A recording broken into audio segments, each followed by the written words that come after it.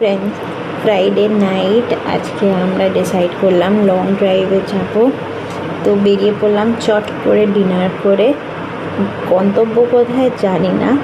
আর আমার পাশে দেখতে পাচ্ছি আমার ড্রাইভার গাড়ি চালাচ্ছে। জাস্ট কিডিং, অরিন্দম গাড়ি চালাচ্ছে।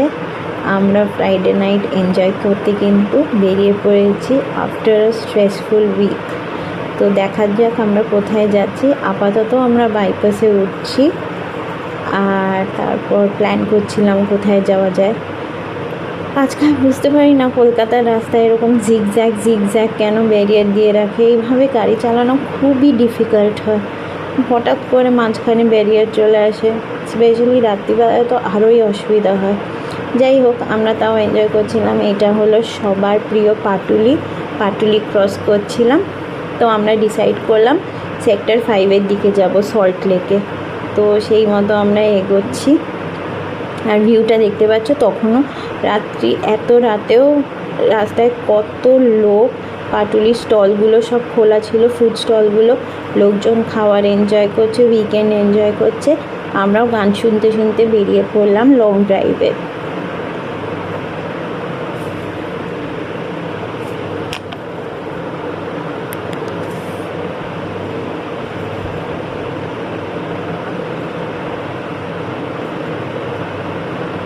মাঝে মধ্যে নিজেদেরকে একটু দেখাচ্ছিলাম, ফ্রাইডে বলে কথা, মেজাজি আলাদা। হেভি মজা করছিলাম আমরা।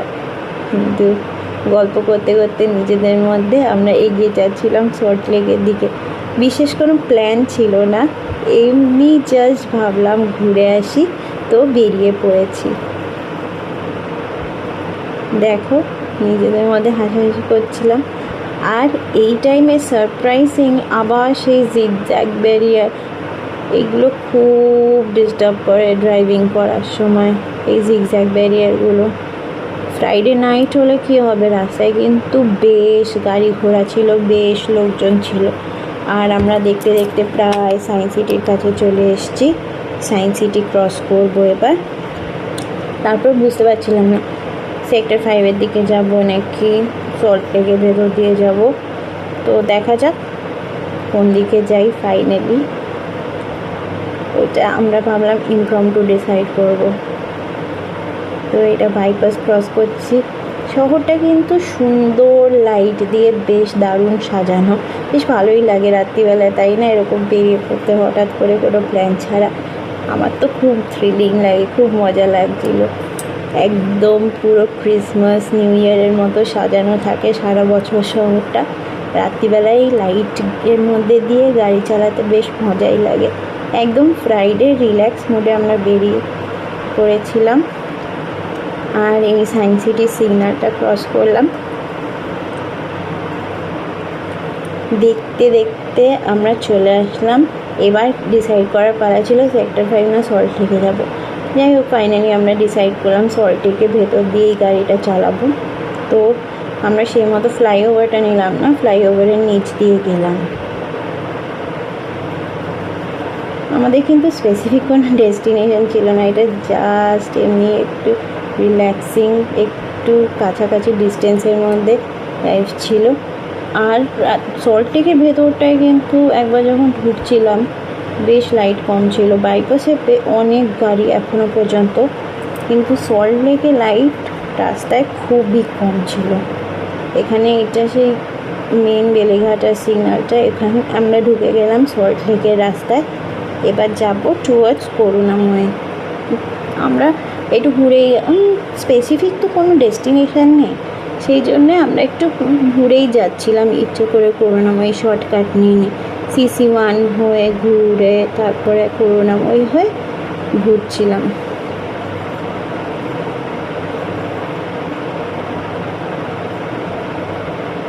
দেখো, রাস্তা কিন্তু ভালোই গাড়ির ছিল।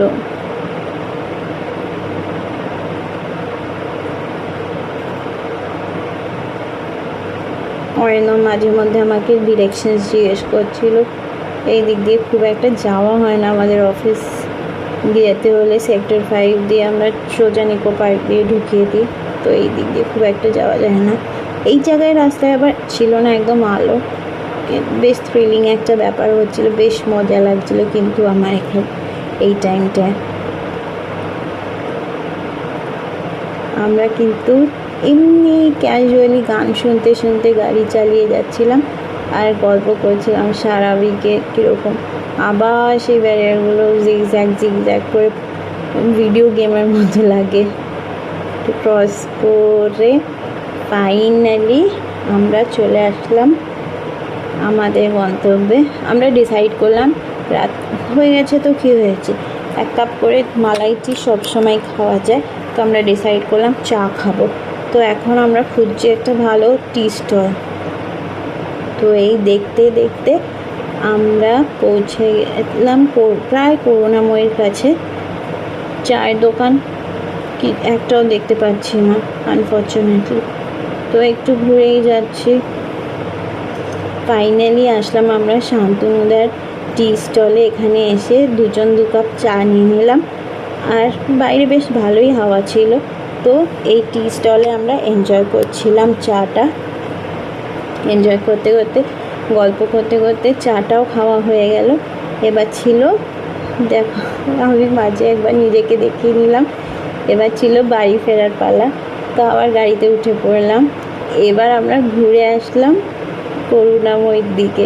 CC1 থেকে চায়ের স্টলে এসে করুণাময়ী হয়ে ঘুরে ফাইনালি সেক্টর 5 হয়ে বাড়ি ফিরব।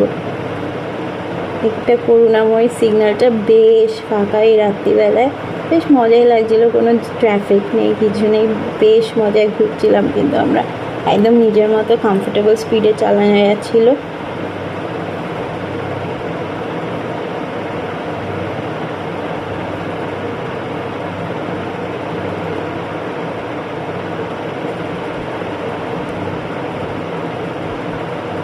দেখতে দেখতে চলে আসলাম সেক্টর 5-এর কাছে।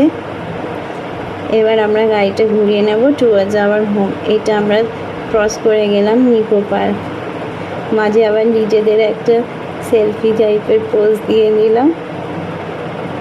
রাস্তায় এই টাইপে ভাবতে পারছো কতগুলো গাড়ি, আপনি তো দেখে অবাক, এই রাত 1টা-2টার সময় এত লোক ঘুরছে।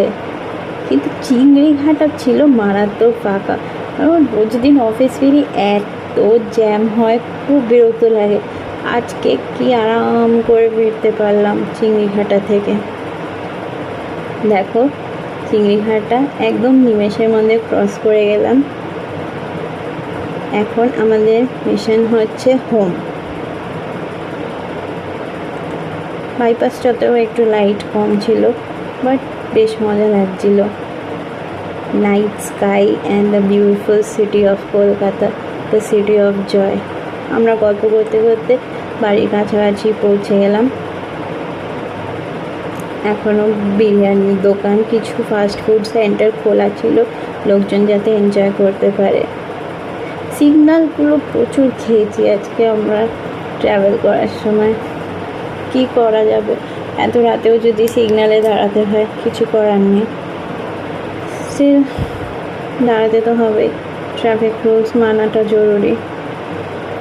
এইসব করতে করতে ফাইনালি আমরা গড়িয়ার কাছাকাছি চলে এসেছি। KFCটা খোলা ছিল, যাই হোক ডিনার না হলে খাওয়া যেত, এই প্ল্যানটা আরেক দিনের থাকলো, বেরিয়ে KFCতে খাবো রাত্রিবেলায়। এবার আমরা উঠবো পাটুলির সেই ফ্লাইওভারটায়, যেটা আমাদের বাড়ির একদমই কাছে। বেশ মজাই হলো ফ্রাইডে নাইটে, এরকম হুট করে প্ল্যান হলে কিন্তু মজাই হয়, তাই না বন্ধুরা?